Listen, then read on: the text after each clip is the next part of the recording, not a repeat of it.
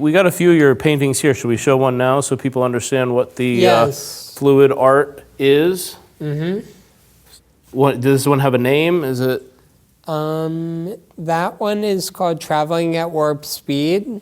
Okay. Wow, I totally see that. And I love how you have different names for each painting that, like, when you hear the name and you see the painting, you get it. You know, it's not like something random. It makes sense, so. Right.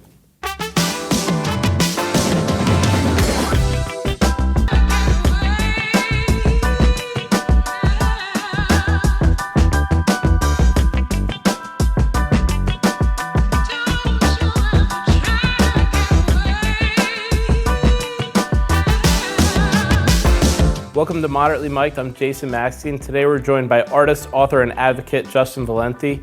Through his art and advocacy work, Justin has helped promote creativity, inclusion, and opportunity across Montgomery County and throughout Maryland, including recently having his artwork featured at the Maryland State House. Justin, welcome to Moderately MOCO. How are you feeling today? I'm feeling good. Great. I'm so excited to have you here. So for people meeting you for the first time, how would you describe yourself? I would describe myself as a hard-working person who is very passionate about art and advocacy. Great. And so when did art first become something that you really loved? When I was in elementary school and middle school, I took art classes and I figured out how I enjoy creating things, and that's when I realized that art is something that I really love. So it's been quite a while. Yes. And was there like a moment early where someone encouraged you or helped you realize like you should really keep going with art? So when my mom worked at a private school, she had like an art mentor who helped me with designing a website and my art. And he really encouraged me to get my art out there. Okay, and you have a website. So can you remind me what the website is called? Or the web address? jkvalenti2014.com. Okay, great. So people can see your art there and everything, more information about you and stuff like that. Right. Okay, and your fluid art style is very recognizable. And how did you discover that style? So I discovered that style when I was taking classes at VisArts. I had someone there who helped me learn how to do fluid painting, and then I started creating it at home, and then through practice and perfection, I came up with a style that was unique and that was very distinct. Okay, and you actually now teach classes, right? Is that correct? Yes. I know I took one. Yes. It was a lot of fun, and I really enjoyed that. I felt like I did pretty good. I had because I've seen all your videos of how you do it and behind the scenes and everything. We got a few of your paintings here. Should we show one now so people understand what the fluid art is? Mm-hmm. So we've got does this one have a name? Is it? That one is called Traveling at Warp Speed. Okay. Wow, I totally see that. And I love how you have different names for each painting that, like, when you hear the name and you see the painting, you get it. You know, it's not like something random. It makes sense, so. Right. And one of the things I like to do also is look through, see your new painting and try and say, what would I call it? Or like, what do I see? It's kind of like looking at the clouds, right? Like everyone sees something a little different, and maybe you see a dolphin and I see, a chicken or something. Yeah. Do you get that a lot when people are like looking at your paintings, like, oh, I see this in it, or like something like that? Yes, I do. Yeah. And when you begin a painting, do you already know what it will look like, or does it surprise you and develop as you go? So when I create the paintings, I mix my colors and I pour the paint, and I usually don't know what it's going to look like until after it's completely dry. But there's like a lot of kind of color theory behind how you pick combinations of colors and stuff like that? Yes, I usually pick them based on how I'm feeling at the time. Okay. So if you're feeling bright and cheery, it's going to be like a bright colored, or is that how it is? Or okay. And when did you realize art could become like a career or business for you? When I started creating art professionally in 2017 with the VisArts program, they helped me with sort of creating a path to success for a business. And then I started, people started being more interested in my art, and they decided that they wanted my art, and so that's how I decided that I would do well in a business. Okay, and now you mentioned VisArts a few times. Can you just tell us a little more about that? So VisArts is an art organization for people who like art, and they have classes, they have camps, they have a visibility art lab program for neurodiverse artists. They have a lot to offer for the community, for whoever likes art. Okay, and that's in Rockville, right? Actually down the street from here, right? Yes. Okay, and I know I've been there, so they have classes and then they also do like showings and all sorts of stuff like that too, right? Right. Okay. So what surprised you the most about like running a business as an artist? I was surprised at like how many people really like art and really want art for their homes and offices. Great. I know I have several of your pieces all over my house, and we love them. I see, different ones, and I enjoy it. We have, well, I don't need to list them all, but I think some of my favorites are the bird one and the pancake one. Every morning I see that. It's by our table. And we really enjoy your art, I know, so and appreciate it. So you've also worked on public art though, and murals projects in the community. What makes creating art in a public shared place different from creating something in your studio? So creating art in a shared public space is different because I'm not just working on my own, I'm working with other people, and also it gets shown to a much wider audience. So that's a major difference in like public art, like somewhere versus in my studio. Okay, so now for people that don't know, Whedon Regional Park, is that Yes. where your big mural is? Yes. Could you just tell like a little bit about like the process? Like, because obviously you didn't just paint that right there, right, on this huge wall. So like, can you just tell us like a little more about that?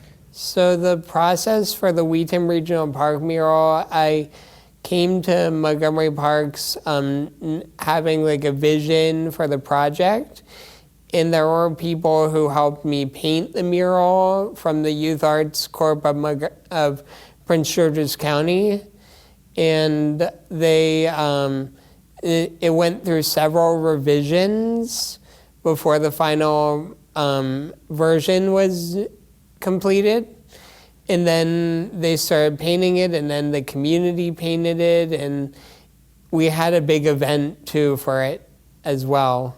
For the painting or for like the For the mural public painting. release? Okay. Where the community painted it. Wow. And that's really cool, being able to bring the community in to actually be part of it and you part of it. I mean, that sounds like quite an experience. Yes. So what do you hope people feel or experience when they come across one of your murals or public pieces? So I feel that they should experience happiness, excitement. They should feel included and enjoy seeing my art. Yeah, I definitely do. Yes. And then now your artwork was recently featured at the Maryland State House and even sold during that exhibition. What was the experience like for you? So the experience was kind of nervous because I was selected from a large pool of applicants, and I really enjoyed being featured there, and it was an honor to have my art displayed there because it was among so many great leaders in the state. Mm-hmm. And so, well, the next question was, what did it mean to you to see your work displayed there? But I think that's kind of just answered, right? Yeah. So, but that's really great, and I really am happy that you're being appreciated for how hard you put in the work. Like I see it all the time. You know, we connected on social media, and I see how hard you work. You're one of the hardest workers out there, and you're constantly making more artwork, but you're also working really hard on the business side, on bringing in the community with your like social media posts and like everything like that. So I just want to say, like, I really appreciate how hard you work at both your craft and, you know, the marketing, the business aspect, because a lot of people work really hard on their art, right? Or what, you know, they're passionate about, but they're not able to kind of connect that to, well, if I want this to succeed, I need to also put in the work in these other areas that are not as easy or not as enjoyable. So, Right. yeah. Now, you also received the Maryland Governor's Award for Outstanding Achievements in Disability Culture. What did that recognition mean to you personally? That meant that I felt like I belonged in Maryland. And by having the governor's approval, I really thought like my art was like being recognized by like much more than just me and my family or me and my friends, by like other people in the state too. Mm-hmm. And so that was a pretty big, I think, moment for you, right? Yes. Do you want to like expand on that at all, or? So my art and advocacy was recognized in 2023. And basically what I got to do was I got a governor's citation from the state of Maryland. I got to meet the governor of Maryland, Wes Moore, and I got my photo taken with him. And also I got to see my art like being recognized by like the entire state, and it felt good to have that recognition. That's great. I'm really happy for you. So when you look back at your journey, what moments or experience do you think helped lead to that honor?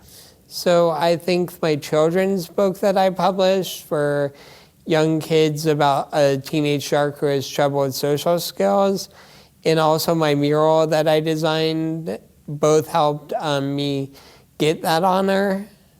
So you mentioned your book. So yeah, we didn't really get into that at all yet. You're an author as well. How many books? I have like about 6 books available for sale, 8 books total. Wow, that's a lot. And what is it? Social Sharks? Is that the Social Sharks? Yes. Okay, that's the one that you were talking about just now about for the. I know I have a few of them as well. Yes. And I think one is actually signed, so hold on to that one. So yeah, you're also an author and illustrator. What do you enjoy about storytelling compared to painting? So I enjoy being able to create stories with my words with storytelling, but it's different from painting, because painting I'm creating stories based on my emotions and based on colors. So what was the writing just based on your words, or like do you put like some of your feelings or experiences into like your writing as well? Yes, I do. Okay.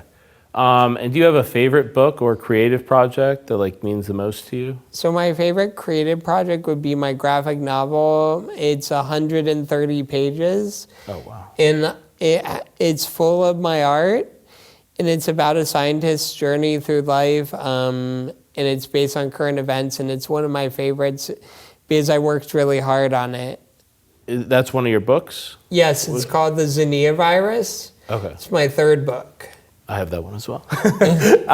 So advocacy has been an important part of your life for many years. What inspired you to start helping others and speaking up for inclusion? So when I was in elementary school, I started to do public speaking. And what inspired me to help others is because I knew that I was making a difference in the world. And it really inspired me to give back to the community through my advocacy, because I wanted to help others find their voice. And that's great. I think, you know, what you've done is really amazing. So now you serve as the executive secretary for the ARC Maryland and help lead a statewide organization. You know, giving back is so important, but how do you approach that, like, versus your artwork? Like, you're in so many different places, right? It's very different. Yeah. So for my advocacy, I approach it like I enjoy talking to people and finding solutions for issues that matter most to me. And it's different from my art because my art, I pick like any subject and I create based on how I'm feeling. And advocacy is more me like in a leadership role. Okay, and I guess you're not also picking, right, like what you're going to do. You're saying, or the organization, or is saying, here's an issue that we need to solve, and then trying to figure out the solution. I know there's been a lot of things going on in Maryland related to disability advocacy in recent years, especially. So I don't know if there's anything particular you want to say people should be aware of related to that. So I think people should be aware of the budget cuts related to developmental disabilities because they affect all Marylanders who have disabilities, because they're affecting like our services and things that we like to do in the community. Yeah, I know that was a big deal last year, and it seems like it's working up to be a big deal this year as well. Yes. So so people can get involved and find out more information about that from, I guess, the ARC Maryland or. Yes. Okay. And you've received grants supporting your artistic work and advocacy. How have those opportunities helped you grow, and why is it important for you to give back to the community through your work? So those opportunities have helped me grow because I've been able to create art on a large scale and experiment with different techniques. And I really enjoy getting those grants because they allow me to create art in a much more professional way than I would be if I wasn't creating art. And I think the community really enjoys seeing that. Yeah. I mean, I know I definitely do, and I think it's important, right? It's expensive, right?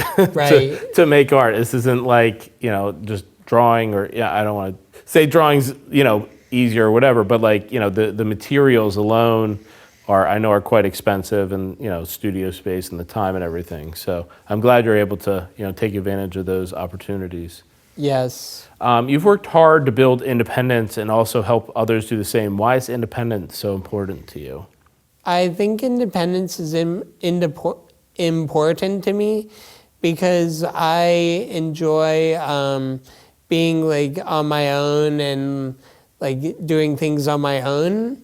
And I think that that's an important skill that others should have as well. If they are wanting to be more independent, they should definitely have that skill.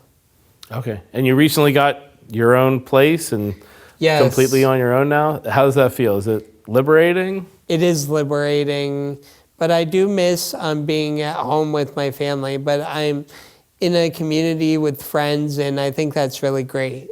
Yeah, I'm great. That's great. I'm really happy, for you to be able to kind of take that step. What advice would you give to someone who feels nervous about taking the next step towards independence? So I would say that you don't have to have everything figured out in order to be independent. You can take it one step at a time and see where it leads. That's great advice. You've been part of Montgomery County's art community for a long time. What makes this community special to you? Well, the art community has been very supportive of the work that I do. And also, I've had opportunities that I wouldn't have if I wasn't part of that community.